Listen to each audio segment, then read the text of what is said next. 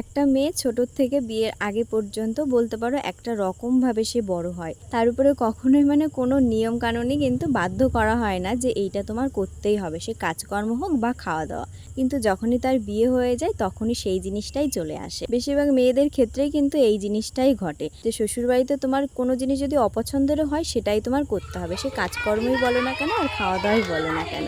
আজকে হলো 13ই আগস্ট, আমার ছোটো বোনুর জন্মদিন। প্রত্যেক বছরই তো ওর জন্মদিনে থাকা হয়েছে, কিন্তু এই বছর থেকে আর সেইটা হবে না।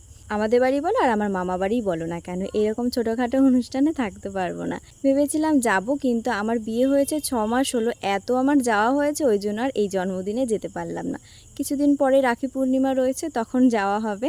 আর আমি তো যেতে পারিনি, তাই জন্য আমার বোন এই ভিডিও ক্লিপগুলো আমাকে পাঠিয়েছে। ওরা সবাই কত মজা করছে, কিন্তু আমি এই ভিডিও ক্লিপগুলো দেখে দেখেই খুশি হচ্ছি।